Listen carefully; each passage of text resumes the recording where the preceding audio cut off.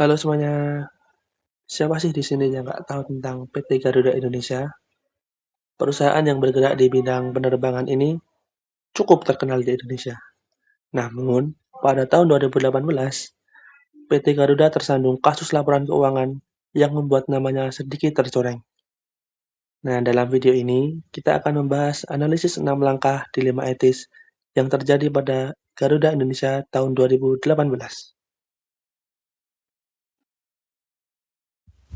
Sebelum lanjut lebih jauh, izinkan kami untuk memperkenalkan diri terlebih dahulu.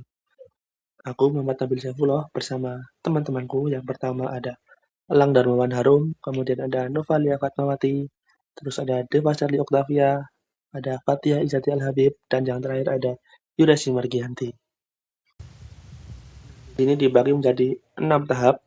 Yang pertama ada perolehan fakta yang relevan, kemudian ada isu etika, yang ketiga ada pihak-pihak yang terpengaruh, kemudian ada alternatif tindakan, yang kelima ada konsekuensi terhadap setiap alternatif tindakan, dan yang terakhir adalah the better option atau tindakan yang tepat. Baik, lalu yang pertama di sini ada perolehan fakta yang relevan. Fakta yang pertama adalah mengenai laporan keuangan Garuda Indonesia pada tahun 2018. Di sini mereka melaporkan bahwa mereka mendapatkan laba bersih sebesar 809.000 USD pada laporan keuangan mereka. Nah, namun hal ini tuh berbanding terbalik dengan tahun sebelumnya, yaitu 2017, yang dimana mereka tuh mengalami kerugian sebesar 218,58 juta USD. Lalu fakta yang kedua itu mengenai penolakan oleh komisaris. Di sini dua komisaris Garuda Indonesia, yaitu Khairul Tanjung dan juga Doni Oskaria, itu menolak untuk menandatangani laporan keuangan 2018 ini. Karena mungkin mereka merasa di laporan keuangan ini ada yang tidak beres gitu. Lalu pada fakta yang ketiga adalah pengakuan pendapatan yang tidak valid.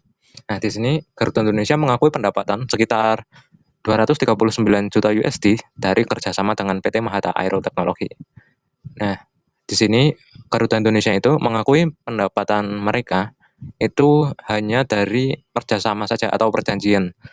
Nah, itu bertentangan dengan prinsip pengakuan pendapatan di akuntansi itu sendiri, karena di akuntansi kan pendapatan itu akan diakui ketika barang atau jasa itu sudah diserahkan kepada customer, sedangkan ini belum. Ini hanya sekedar perjanjian atau kerjasama saja. Nah, lalu yang fakta keempat di sini ada pemeriksaan oleh OJK dan BI. OJK dan BI ini melakukan pemeriksaan lebih lanjut mengenai laporan keuangan 2018 ini, dan mereka menyatakan bahwa ada kesalahan dalam pengakuan pendapatan tadi itu. Nah, Garuda Indonesia dikenakan sanksi berupa denda sebesar 100 juta rupiah kepada perusahaan, 100 juta rupiah kepada masing-masing direksi, dan juga Garuda Indonesia berkewajiban untuk memperbaiki dan menyajikan kembali laporan keuangan 2018 ini. Nah, lalu untuk auditor dan KAP yang terlibat, di sini ada akuntan publik Kasnar Sirumabaya dan juga KAP Tanubat. Dan juga itu dari KAP Tanubrata Sutanto Fahmi Bambang dan rekan. Nah, itu mereka dikenakan sanksi karena kesalahan audit pada laporan keuangan Garuda Indonesia tahun 2018. Akuntan publik dijatuhi sanksi berupa pembekuan izin selama 12 bulan, dan juga untuk KAP diberikan peringatan dan berkewajiban memperbaiki sistem pengendalian mutu KAP itu sendiri. Nah, data ini saya dapatkan dari Kemenkeu, webnya Kemenkeu, lalu ada CNN dan juga dari Kompas. Terima kasih. Kerangka kerja penyelesaian yang kedua yaitu menentukan isu etika. Kita perlu mengidentifikasi masalah etika utama yang terjadi dalam kasus laporan keuangan Garuda Indonesia tahun 2018. Isu etika dalam kasus ini berkaitan dengan pengakuan pendapatan yang tidak sesuai dengan standar akuntansi. Pada saat itu, Garuda Indonesia mengakui pendapatan dari kerjasama dengan PT Mahata Aero Teknologi sebagai pendapatan pada laporan keuangan tahun 2018. Padahal, pembayaran dari kerjasama tersebut belum sepenuhnya diterima oleh perusahaan, sehingga secara akuntansi, pendapatan tersebut sebenarnya belum memenuhi syarat untuk diakui sebagai pendapatan pada tahun tersebut. Akibat pencatatan ini, laporan keuangan Garuda Indonesia awalnya menunjukkan bahwa perusahaan mendapatkan laba sekitar 5 juta US dollar. Namun, setelah dilakukan peninjauan ulang terhadap laporan keuangan, diketahui bahwa kondisi sebenarnya justru menunjukkan kerugian sekitar 175 juta US dollar atau sekitar 2,45 triliun rupiah. Hal inilah yang kemudian menimbulkan isu etika. Karena laporan keuangan seharusnya menyajikan informasi yang jujur, transparan, dan sesuai dengan standar akuntansi. Jika tidak, maka informasi tersebut dapat menyesatkan investor, pemegang saham, maupun pihak lain yang menggunakan laporan keuangan untuk mengambil keputusan. Jadi, dapat disimpulkan bahwa isu etika utama dalam kasus ini adalah apakah perusahaan menyajikan laporan keuangan secara jujur dan sesuai standar akuntansi, atau justru melakukan pengakuan pendapatan yang dapat memberikan gambaran yang tidak sesuai dengan kondisi keuangan yang sebenarnya. Kerangka kerja penyelesaian yang ketiga yaitu menentukan siapa saja pihak yang terpengaruh. Di sini pihak yang terpengaruh dari skandal Garuda Indonesia adalah yang pertama, Direksi Garuda Indonesia yang dikenakan denda 100 juta per anggota Direksi Garuda yang tanda tangan dalam laporan keuangan PT Garuda Indonesia. Lalu ada KAP Tanubrata dan kawan-kawan yang dijatuhi sanksi pembukaan izin praktik selama 12 bulan oleh Kementerian Keuangan dan juga berkurangnya kepercayaan masyarakat terhadap KAP tersebut. Lalu ada pemerintah Indonesia yang harus melakukan perombakan tata kelola perusahaan agar PT Garuda Indonesia tidak bangkrut dan dapat memperoleh kepercayaan investor lagi. Lalu ada karyawan juga terpengaruh karena mereka menghadapi ketidakpastian kerja dan juga kekhawatiran atas keberlangsungan perusahaan dan juga masa depan pekerjaan mereka. Lalu ada investor dan juga pemegang saham yang harus menderita kerugian nilai serta hilangnya kepercayaan investor terhadap kredibilitas perusahaan. Nah, sekarang kita masuk ke langkah keempat, yaitu alternatif tindakan. Alternatif pertama yaitu tetap mencatat pendapatan tersebut sebagai pendapatan pada laporan keuangan tahun 2018. Keputusan ini dapat membuat kinerja perusahaan terlihat lebih baik karena laporan keuangan menunjukkan laba. Dari sisi manajemen, hal ini mungkin dianggap dapat meningkatkan kepercayaan investor dan memperbaiki citra perusahaan di pasar. Namun, tindakan ini berisiko karena pendapatan tersebut sebenarnya masih berupa piutang dan belum sepenuhnya terrealisasi. Jika pencatatan dilakukan terlalu dini, laporan keuangan dapat dianggap tidak mencerminkan kondisi keuangan yang sebenarnya. Nah, selanjutnya alternatif kedua yaitu menunda pengakuan pendapatan tersebut hingga benar-benar direalisasikan atau diterima secara pasti. Dalam praktik akuntansi, pengakuan pendapatan harus mengikuti prinsip yang berlaku agar laporan keuangan tetap akurat dan dapat dipercaya. Dengan menunda pencatatan, perusahaan mungkin akan tetap melaporkan kerugian pada tahun tersebut.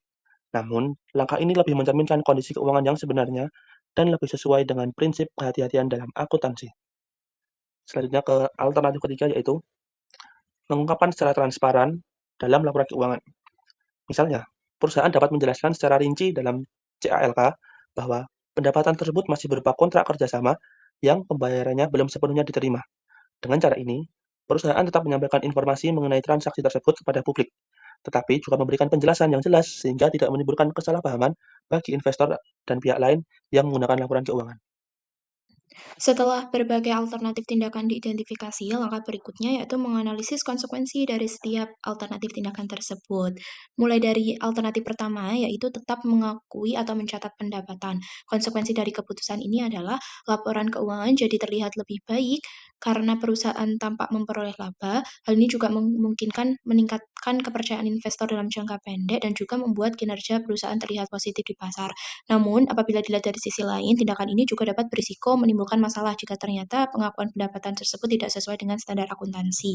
Kemudian, apabila regulator atau auditor menemukan ketidaksesuaian, perusahaan juga dapat dikenakan sanksi. Selain itu, reputasi perusahaan juga dapat menurun karena dianggap tidak transparan dalam menyajikan informasi keuangan. Kemudian, alternatif kedua yakni menunda pengakuan pendapatan hingga direalisasikan sesuai dengan standar akuntansi. Konsekuensi dari alternatif ini adalah perusahaan mungkin akan tetap melaporkan kerugian pada tahun tersebut sehingga kinerja perusahaan terlihat kurang baik. Hal ini juga dapat menimbulkan reaksi negatif dari sebagian investor dalam jangka pendek, namun apabila dilihat dari jangka panjang, keputusan ini dapat meningkatkan kredibilitas perusahaan karena laporan keuangan yang disajikan itu lebih mencerminkan kondisi yang sebenarnya dan juga sesuai dengan prinsip kehati-hatian dalam akuntansi. Alternatif yang ketiga yakni mengungkapkan secara transparan. Konsekuensinya yakni dapat berpotensi menimbulkan tanda tanya atau keraguan dari investor dan juga dapat memunculkan persepsi ketidakpastian atas realisasi pendapatan serta dapat memicu persepsi negatif terhadap kinerja perusahaan.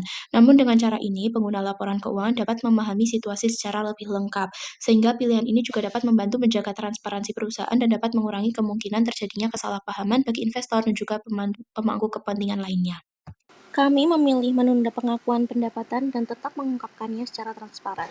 Hal ini dilakukan agar laporan keuangan sesuai dengan standar akuntansi dan mencerminkan kondisi perusahaan yang sebenarnya. Transparansi juga penting agar investor tidak menerima informasi yang menyesatkan dan kepercayaan terhadap perusahaan tetap terjaga. Demikian penyampaian analisis 6 langkah dilema etis mengenai skandal Garuda Indonesia tahun 2018 dari kelompok kami, kelompok 2. Apabila terdapat kekurangan, kami memohon maaf dan terima kasih.